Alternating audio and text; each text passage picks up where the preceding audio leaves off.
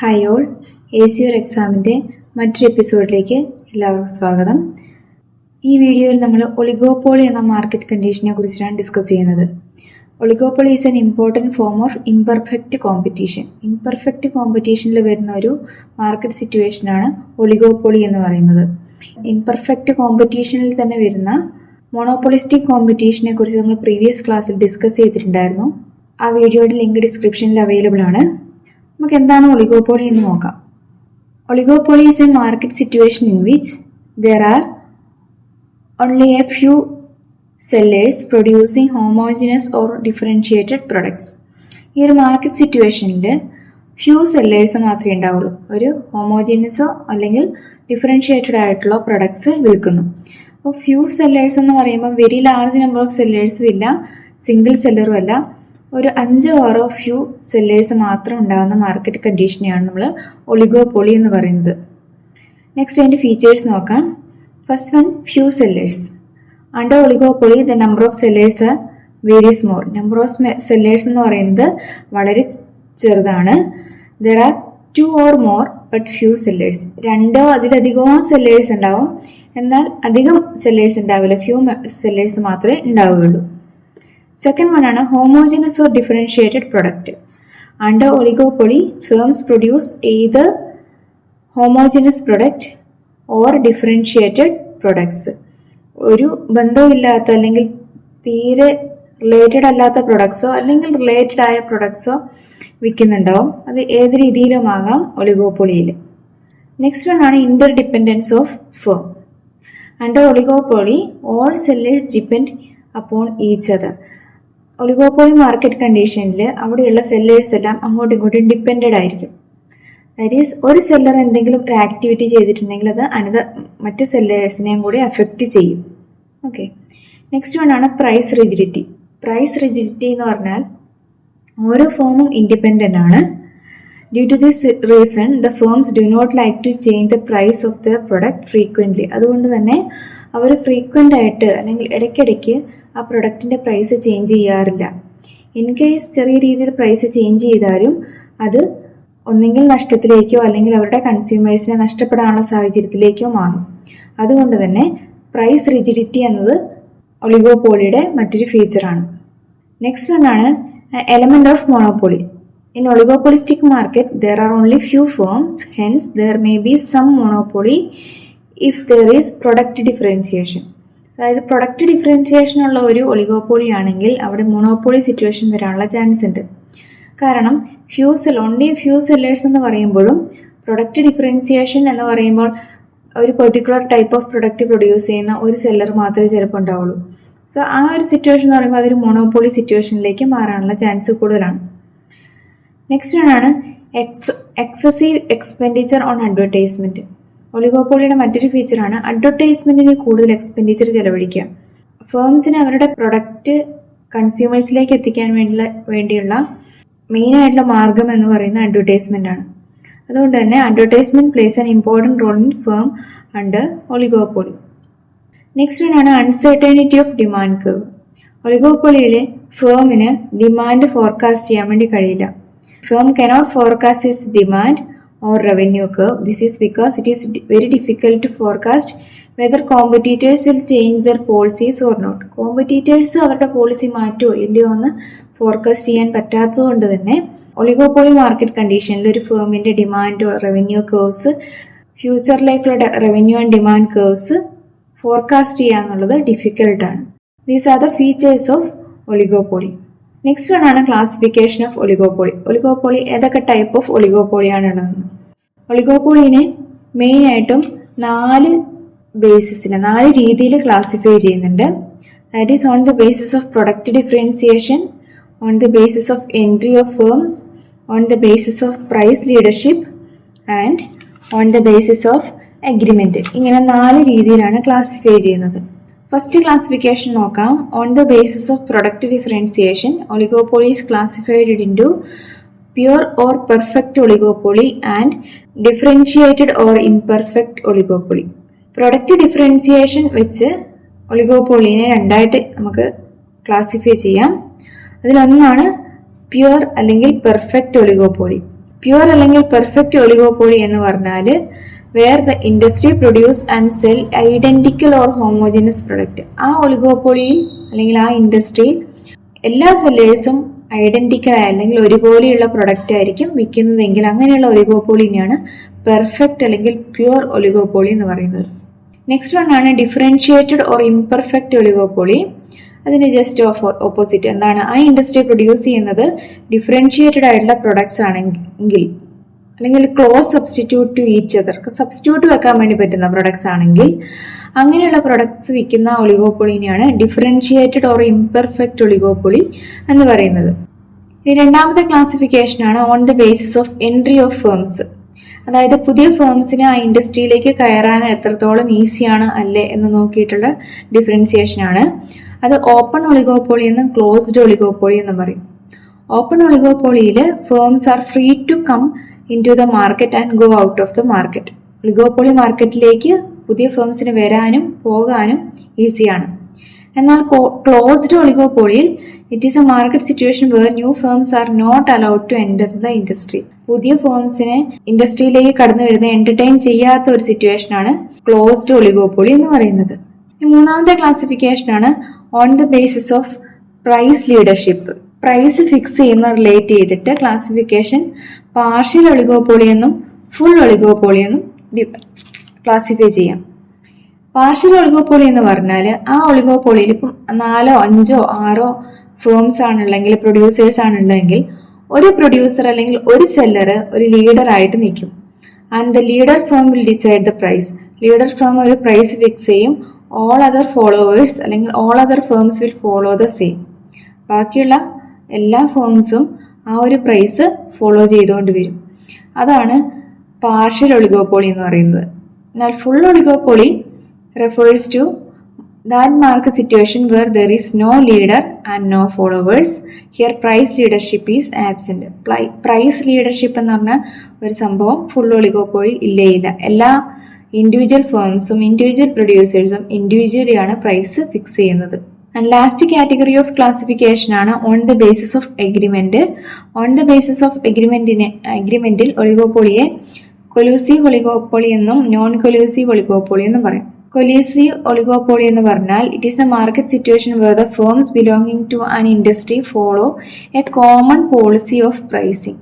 ഇവരെല്ലാവരും കൂടെ ഒന്നിച്ചു ചേർന്ന് ഒരു കോമൺ പ്രൈസിങ് പോളിസി, ഒരു എഗ്രിമെന്റ് പ്രകാരം കോമൺ പ്രൈസിങ് പോളിസിയാണ് ഫോളോ ചെയ്യുന്നതെങ്കിൽ അങ്ങനെയുള്ള ഒളിഗോപോളിനെ കൊലൂസീവ് ഒളിഗോപോളി എന്ന് പറയും. നെക്സ്റ്റ് വൺ ആണ് non collusive oligopoly. Under this market situation where there is no agreement among the firms regarding price and output. ആ മാർക്കറ്റിലെ പ്രൈസോ ഔട്ട്പുട്ടോ റിലേറ്റഡ് ആയിട്ട് മറ്റ് ഫേംസുമായിട്ട് ഒരു എഗ്രിമെന്റും ഇല്ലെങ്കിൽ അങ്ങനെയുള്ള ഒളിഗോപോളിനെ നോൺ കൊലൂസീവ് ഒളിഗോപോളി എന്ന് പറയും. ഇനി നെക്സ്റ്റ് പറയുന്നത് പ്രൈസ് ഡിറ്റർമിനേഷൻ അണ്ടർ ഒളിഗോപോളിയാണ്. ഇതിൽ price determination under oligopoly independent pricing, അതായത് എല്ലാ ഫേംസും ഇൻഡിപെൻഡന്റ് പ്രൈസ് ആണ് ഫോളോ ചെയ്യുന്നതെങ്കിൽ എങ്ങനെയാണ് പ്രൈസ് ആൻഡ് ഔട്ട്പുട്ട് ഡിറ്റർമിനേഷൻ എന്ന് കാണിക്കുന്നതാണ് നെക്സ്റ്റ് നമ്മൾ നോക്കാൻ വേണ്ടി പോകുന്നത്. ഈ ഗ്രാഫ് യൂസ് ചെയ്ത് നമുക്കത് പറയാം. ഈ ഗ്രാഫിൽ കാണുന്നതാണ് ഡി എന്ന് കാണിക്കുന്നതാണ് ഒളിഗോപോളിയിലെ ഡിമാൻഡ് കർവ് എന്ന് പറയുന്നത്. ഈ ഒരു ഷേപ്പിലായിരിക്കും ഡിമാൻഡ് കർവ്. ഇതിനെ കിങ്ക്ഡ് ഡിമാൻഡ് കർവ് എന്ന് പറയും. കിങ്ക്ഡ് എന്ന് പറഞ്ഞാൽ വേറൊരു മീനിങ് സെഗ്മെന്റഡ് എന്നാണ്. ഇനി 2 സെഗ്മെന്റഡ് അല്ലേ, 2 രീതിയിൽ അത് ഡൈവേർട്ട് ആവുന്നുണ്ട്. സോ 2 സെഗ്മെന്റ് ഉള്ളതുകൊണ്ട് തന്നെ ഇതിനെ കിങ്ക്ഡ് ഡിമാൻഡ് കർവ് എന്നാണ് പറയുക. ഈ ഡിമാൻഡ് കർവിന്റെ പ്രത്യേകത എന്ന് പറഞ്ഞാൽ ഇവിടെ 2 സെഗ്മെന്റ്സ് ഉണ്ടാവും. ഒരു സെഗ്മെന്റിൽ demand curve relatively elastic demand curve ആയിരിക്കും. രണ്ടാമത്തെ സെഗ്മെന്റിൽ ഇൻഇലാസ്റ്റിക് ഡിമാൻഡ് കർവ് ആയിരിക്കും. എന്ന് പറഞ്ഞാൽ ഇലാസ്റ്റിക് ഡിമാൻഡ് കർവ് എന്ന് പറഞ്ഞാൽ പ്രൈസിൽ ചെറിയ ഡിഫറൻസ് തന്നെ ഡിമാൻഡിൽ വലിയ വ്യത്യാസം വരുത്തുന്ന സിറ്റുവേഷൻ. അതാണ് ആദ്യത്തെ സിറ്റുവേഷൻ. നെക്സ്റ്റ് വൺ ആണ് പ്രൈസിൽ വ്യത്യാസം വന്നാലും ഡിമാൻഡിൽ അധികം വ്യത്യാസം വരാത്ത സിറ്റുവേഷൻ. ഇതിന് കാരണം എന്ന് പറയുന്നത് ഒരു ഒളിഗോപോളി മാർക്കറ്റ് കണ്ടീഷനിൽ ഒരു ഫേം പ്രൈസ് കുറച്ച് കൂട്ടുകയാണെങ്കിൽ, പ്രൈസ് കുറച്ച് ഇൻക്രീസ് ചെയ്യുകയാണെങ്കിൽ മറ്റു ഫേംസ് അവൈലബിൾ ആയതുകൊണ്ട് തന്നെ അവരുടെ കൺസ്യൂമേഴ്സ് എല്ലാം മറ്റു പ്രൊഡക്ട്സിലേക്ക് ഡൈവേർട്ടായി പോകും. അങ്ങനെ ഇവരുടെ ക്വാണ്ടിറ്റി ഔട്ട്പുട്ട് അല്ലെങ്കിൽ സെയിൽ നടത്തുന്ന ഔട്ട്പുട്ട് കുറയും. പ്രൈസ് കുറച്ച് കൂട്ടുവാണെങ്കിൽ തന്നെ ഡിമാൻഡിന് നല്ല വ്യത്യാസം വരും. എന്നാൽ ഒരു ഫേം പ്രൈസ് കുറയ്ക്കുകയാണെന്ന് വിചാരിക്കാം. പ്രൈസ് കുറയ്ക്കുകയാണെങ്കിൽ ക്വാണ്ടിറ്റി ഡിമാൻഡിൽ വലിയ വ്യത്യാസം വരില്ല. പ്രൈസ് കുറച്ച് കുറയുകയാണെങ്കിൽ ചെറിയ രീതിയിൽ ക്വാണ്ടിറ്റി ഡിമാൻഡിൽ വ്യത്യാസം വരുള്ളൂ. കാരണം പ്രൈസ് ഒരു ഫേം കുറയ്ക്കുമ്പോൾ ഓട്ടോമാറ്റിക്കായിട്ട് മറ്റു ഫേംസും അതിനനുസരിച്ച് കുറയ്ക്കാനായിട്ട് ശ്രമിക്കും. ഇതുകൊണ്ട് തന്നെയാണ് ഈ കേസിൽ price and output determination under independent പ്രൈസിംഗിൽ ഒളിഗോപോളി മാർക്കറ്റിൽ ഒരു കിങ്ക്ഡ് ഡിമാൻഡ് കർവ് വരാനുള്ള കാരണം. ഈ ഒരു സിറ്റുവേഷനിൽ പ്രൈസ് റിജിഡിറ്റി ആയിരിക്കും. പ്രൈസ് റിജിഡിറ്റി എന്ന് പറഞ്ഞാൽ എല്ലാ ഫേംസും ഓൾമോസ്റ്റ് സെയിം പ്രൈസിൽ തന്നെ വിൽക്കും. ആരും കുറയ്ക്കാനോ കൂട്ടാനോ നിൽക്കില്ല. കുറച്ചാലും കൂട്ടിയാലും ആ ഫേമിന് അത് നഷ്ടമായിട്ട് തന്നെ വരുള്ളൂ. കുറച്ചിട്ടുണ്ടെങ്കിൽ അതിനനുസരിച്ചിട്ട് മറ്റ് ഫേമും കുറയ്ക്കുന്നതുകൊണ്ട് ഈ കുറച്ചതിന് തുല്യമായ ഒരു ബെനിഫിറ്റ് ഉണ്ടാവില്ല. പ്രൈസ് കൂട്ടിയിട്ടുണ്ടെങ്കിൽ സബ്സ്റ്റിറ്റ്യൂട്ട്സ് അവൈലബിൾ ആയതുകൊണ്ട് തന്നെ, അല്ലെങ്കിൽ മറ്റ് പ്രൊഡക്ട്സ് അവൈലബിൾ ആയതുകൊണ്ട് തന്നെ കൺസ്യൂമേഴ്സ് മറ്റ് പ്രൊഡക്ട്സിലേക്ക് ഡൈവേർട്ട് ആയി പോകും. നെക്സ്റ്റ് നമ്മൾ നോക്കാൻ പോകുന്നത് ഇക്കണോമീസ് ഓഫ് സ്കെയിൽ എന്ന ടോപ്പിക്കാണ്. ഇക്കണോമീസ് ഓഫ് സ്കെയിൽ എന്ന് പറഞ്ഞാൽ ഫേം പ്രൊഡക്ട്സ് കൂടുതലായി പ്രൊഡ്യൂസ് ചെയ്യുമ്പോൾ ലോങ് റണ്ണിൽ പ്രൊഡക്ഷൻ ഇൻക്രീസ് ചെയ്ത് കഴിയുമ്പോൾ ആ ഫേമിന് വരുന്ന കോസ്റ്റ് അഡ്വാൻറ്റേജിനെയാണ് ഇക്കണോമീസ് ഓഫ് സ്കെയിൽ എന്ന് പറയുന്നത്. ഓക്കെ, അത് നമുക്ക് അല്ലെങ്കിൽ തന്നെ മനസ്സിലാവും എങ്ങനെയാണ്. കൂടുതൽ പ്രൊഡ്യൂസ് ചെയ്യുമ്പോൾ നമുക്ക് കിട്ടുന്ന ഒരു ബെനിഫിറ്റ്, കോസ്റ്റ് ബെനിഫിറ്റ് അല്ലെങ്കിൽ ഒരു ലാഭം.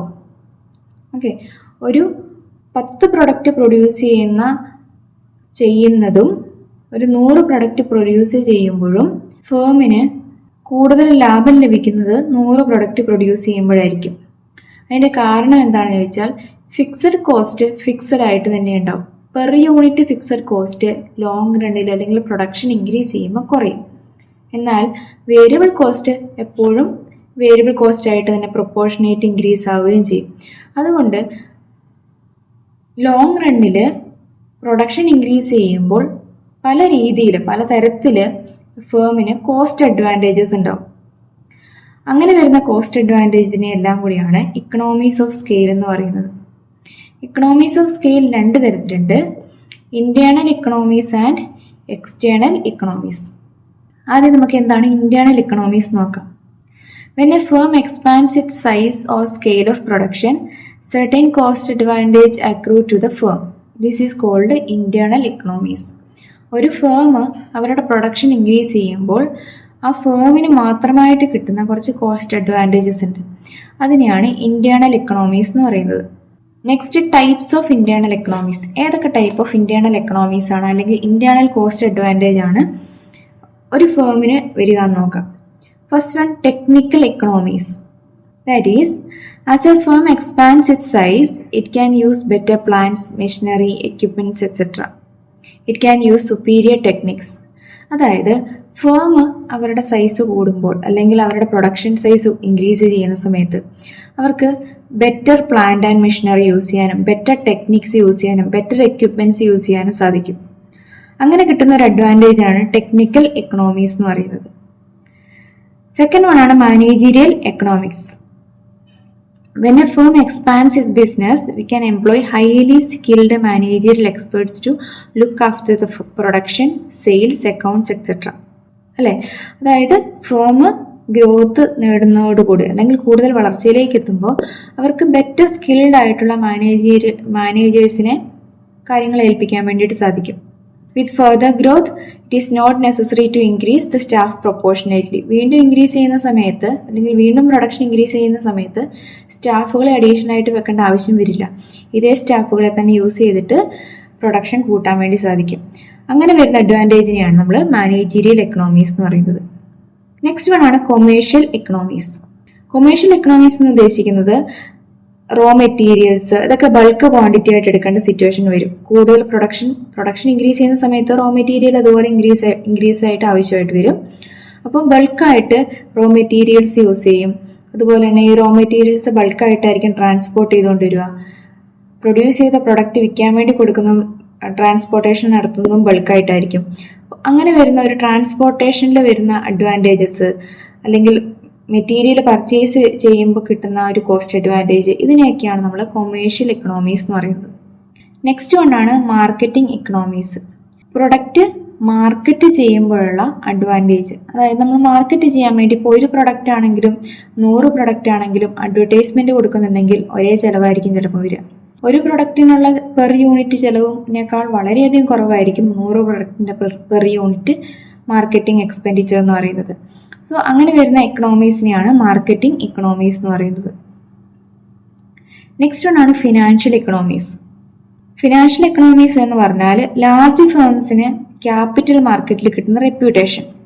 അതായത് നല്ല ഫേമാണ് അല്ലെങ്കിൽ ലാർജ് ഫേമാണ്, ഇവർക്ക് ലോൺ തിരിച്ചടയ്ക്കാനുള്ള കപ്പാസിറ്റി ഉണ്ട്, ക്രെഡിബിലിറ്റി ഉണ്ട് എന്നൊക്കെ കണ്ടു കഴിഞ്ഞാൽ കൂടുതൽ ഫിനാൻഷ്യൽ ഇൻസ്റ്റിറ്റ്യൂഷൻസ് ഒക്കെ കൂടുതലായിട്ട് ലോൺ പ്രൊവൈഡ് ചെയ്യാനും ചെറിയ ഇൻട്രസ്റ്റിൽ ലോൺ കിട്ടാനുള്ള ചാൻസസ് കൂടുതലാണ്. സോ അതിനെയാണ് ഫിനാൻഷ്യൽ ഇക്കണോമീസ് എന്ന് പറയുന്നത്. നെക്സ്റ്റ് വൺ ആണ് റിസ്ക് ആൻഡ് സർവൈവൽ ഇക്കണോമീസ് എന്ന് പറഞ്ഞാൽ ഫേം ബിഗർ ആവുന്നതോടുകൂടി, വലിയ ഫേം ആവുന്നതോടുകൂടി പ്രൊഡക്റ്റ് ഡിഫറൻസിയേഷൻ ഒക്കെ ഉണ്ടാവും. ഒരു സിംഗിൾ പ്രൊഡക്റ്റ് മാത്രമായിരിക്കും അവർ പ്രൊഡ്യൂസ് ചെയ്യുന്നത്, പലതരത്തിലുള്ള പ്രൊഡക്ട്സ് പ്രൊഡ്യൂസ് ചെയ്യുന്നുണ്ടാവും. അങ്ങനെ വരുമ്പോൾ ഒരു പ്രൊഡക്റ്റിൽ നഷ്ടമാണെങ്കിൽ കൂടെ മറ്റു പ്രൊഡക്റ്റിലെ ലാഭം കൊണ്ട് അവർക്ക് നികത്താൻ വേണ്ടി സാധിക്കും. അപ്പോൾ റിസ്ക് ഒരു പരിധി വരെ ഒഴിവാക്കാനും റിസ്കിൽ നിന്ന് സർവൈവ് ചെയ്തു വരാനുള്ള ആ ഒരു അഡ്വാൻറ്റേജിനെയാണ് റിസ്ക് ആൻഡ് സർവൈവൽ ഇക്കണോമീസ് എന്ന് പറയുന്നത്. നെക്സ്റ്റ് വൺ ആണ് welfare economy. A large firm can provide welfare facility to its members അല്ലെങ്കിൽ എംപ്ലോയീസ്. ഒരു വലിയ ബിസിനസ് ഓർഗനൈസേഷൻ ആണെങ്കിൽ, ഒരു വലിയ ഫേം ആണെങ്കിൽ അവിടുത്തെ എംപ്ലോയീസിന് കൂടുതൽ ബെനിഫിറ്റ്സ് പ്രൊവൈഡ് ചെയ്യാൻ വേണ്ടി പറ്റും. റെസിഡൻഷ്യൽ ഏരിയ ആണെങ്കിലും, അല്ലെങ്കിൽ അവർക്ക് താമസ സൗകര്യമായിരിക്കാം, ക്യാൻറ്റീൻ ഫെസിലിറ്റി ആയിരിക്കാം, PF പോലെയുള്ള ഫെസിലിറ്റീസ് ആയിരിക്കാം. അങ്ങനെ എംപ്ലോയീസിന്റെ വെൽഫെയറിന് വേണ്ടിയിട്ട് കൂടുതലായിട്ട് അവർക്ക് പ്രൊവൈഡ് ചെയ്യാൻ വേണ്ടി സാധിക്കും. അതിനെയാണ് വെൽഫെയർ ഇക്കണോമീസ് എന്ന് പറയുന്നത്. നെക്സ്റ്റ് വൺ ആണ് എക്സ്റ്റേണൽ ഇക്കണോമീസ്.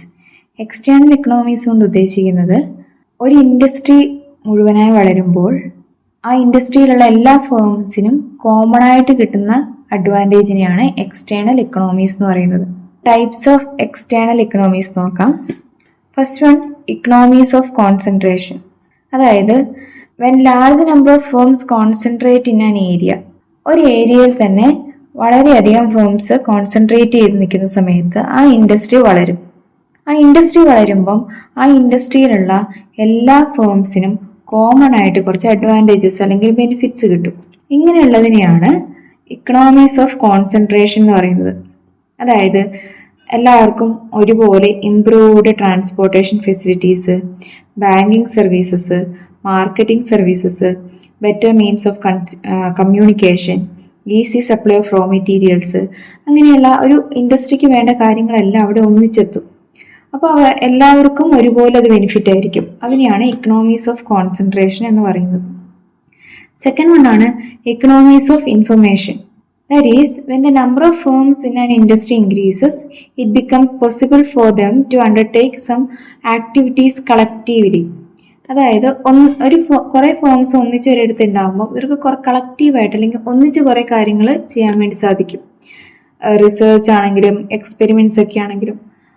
അതാണ് ഇക്കണോമീസ് ഓഫ് ഇൻഫർമേഷൻ കൊണ്ട് ഉദ്ദേശിക്കുന്നത്. അത് അവർക്ക് ജേർണൽസിൽ പബ്ലിഷ് ചെയ്യാൻ വേണ്ടി സാധിക്കും. അങ്ങനെ ആ ബെനിഫിറ്റ് ഇൻഡസ്ട്രിക്ക് മുഴുവനായിട്ടായിരിക്കും. നെക്സ്റ്റ് വൺ ആണ് ഇക്കണോമീസ് ഓഫ് ഡിസിൻറ്റഗ്രേഷൻ.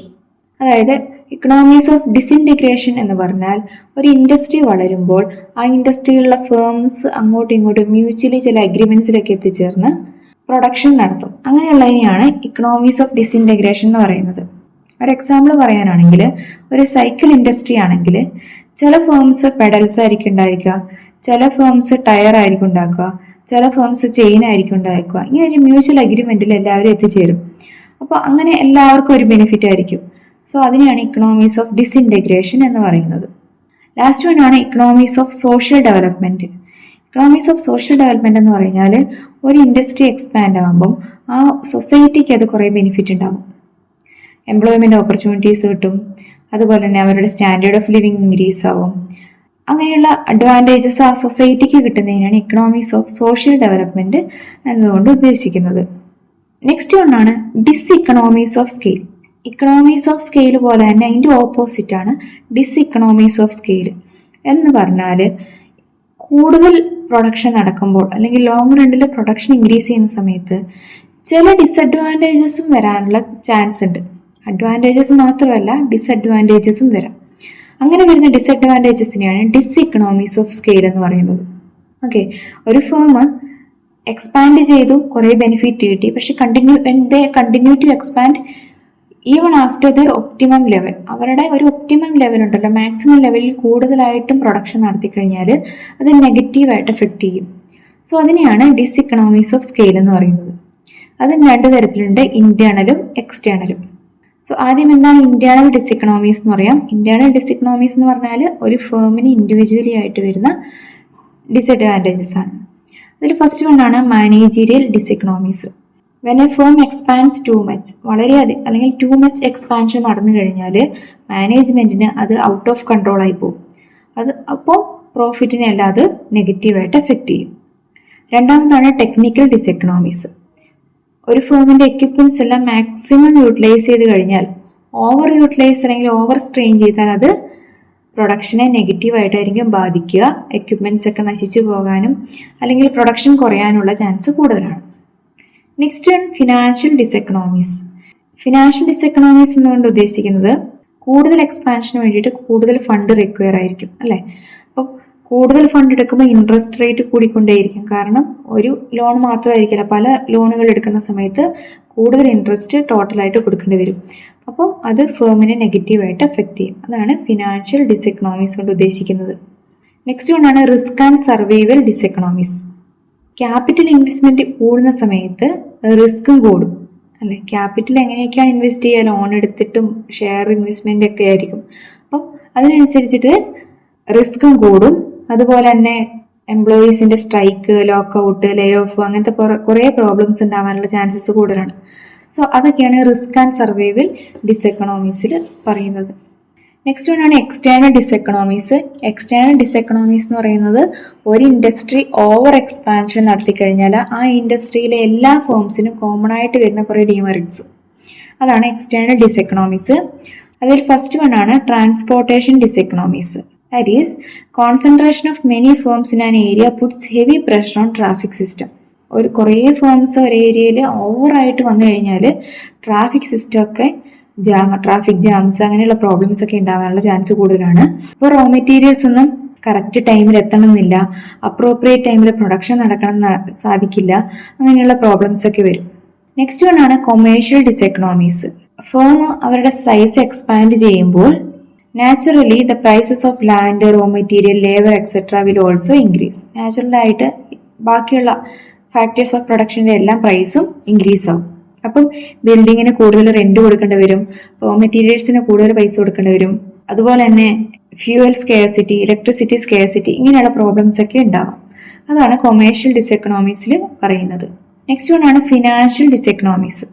കൂടുതലായി ഇൻഡസ്ട്രി എക്സ്പാൻഡ് ചെയ്യുമ്പോൾ ബാങ്കുകൾക്കും ഫിനാൻഷ്യൽ ഇൻസ്റ്റിറ്റ്യൂഷൻസിനും ഇടാൻ നല്ല പ്രഷർ ഉണ്ടാവും. അവർക്ക് ഫിനാൻഷ്യൽ പ്രോബ്ലംസ് ഉണ്ടാവും.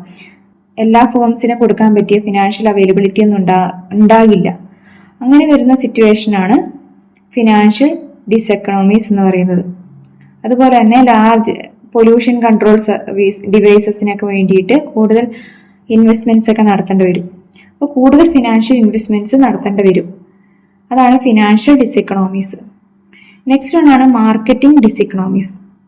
അതായത് ഇൻഡസ്ട്രി എക്സ്പാൻഡ് ചെയ്യുന്ന സമയത്ത് കോമ്പറ്റീഷൻ കൂടും. അപ്പോൾ ഫേംസിന്റെ ഉള്ളിൽ തന്നെ ഒരു അൺഹെൽത്തി കോമ്പറ്റീഷൻ ഉണ്ടാകാനുള്ള ചാൻസ് കൂടുതലാണ്. അതുപോലെ തന്നെ അൺഹെൽത്തി കോമ്പറ്റീഷൻ ഉണ്ടാകുമ്പോൾ കൂടുതൽ എമൗണ്ട്സ് അഡ്വർടൈസ്മെന്റിലും പ്രൊമോഷനും എല്ലാം ഇൻവെസ്റ്റ്മെന്റ് നടത്തും. അത് ഫേമിനെ നെഗറ്റീവായിട്ട് അഫക്റ്റ് ചെയ്യും. നെക്സ്റ്റ് വൺ ആണ് സോഷ്യൽ ഡിസ്എക്കണോമീസ്. ഒരു ഇൻഡസ്ട്രിയൽ ഏരിയ കൂടുതലായിട്ട് ഒരു ഏരിയയിൽ എക്സ്പാൻഡ് ചെയ്യുമ്പോൾ ആ സൊസൈറ്റീനെ അത് നെഗറ്റീവായിട്ട് എഫക്റ്റ് ചെയ്യും. ട്രാഫിക് കൺജഷൻ, പൊല്യൂഷൻ, വാട്ടർ ആണെങ്കിലും എയർ, നോയിസ്, ഈ രീതിയിലുള്ള പൊല്യൂഷന്, അതുപോലെ തന്നെ കോസ്റ്റ് ഓഫ് ലിവിങ് ഇൻക്രീസ് ചെയ്യും. ആ സ്ഥലത്തെ പ്രൈസ് ഓഫ് ലാൻഡ്, അങ്ങനത്തെ കാര്യങ്ങളെല്ലാം കൂടാനുള്ള ചാൻസ് ഉണ്ട്. Scarcity of electricity, water scarcity, ഇങ്ങനെയുള്ള പല പ്രോബ്ലമും ഉണ്ടാവാൻ ഒരു സൊസൈറ്റിക്ക് ഉണ്ടാവാൻ ചാൻസ് ഉണ്ട്. അതാണ് സോഷ്യൽ ഡിസ്എക്കണോമീസ് എന്ന് പറയുന്നത്. സോ ഇതൊക്കെയാണ് ഇക്കണോമീസ് ഓഫ് സ്കെയിലും ഡിസ്ഇക്കണോമീസ് ഓഫ് സ്കെയിലും. ഇതൊരു ഇമ്പോർട്ടൻ്റ് ഏരിയ ആണ്. എക്സാം പോയിന്റ് ഓഫ് വ്യൂ നിങ്ങൾ മസ്റ്റ് ആയിട്ടും പഠിച്ചിരിക്കേണ്ടതാണ്. What is economies of scale, what are diseconomies of scale എന്നുള്ളത്. ഓക്കെ, ഇത്രയാണ് നമുക്ക് ഈ ക്ലാസ് ഡിസ്കസ് ചെയ്യാനുള്ളത്. ക്ലാസ്സസ് ഇഷ്ടമാണെന്നുണ്ടെങ്കിൽ ലൈക്ക് ചെയ്യുക, അതുപോലെ തന്നെ പേജ് സബ്സ്ക്രൈബ് ചെയ്യാനും മറക്കാതിരിക്കുക. താങ്ക്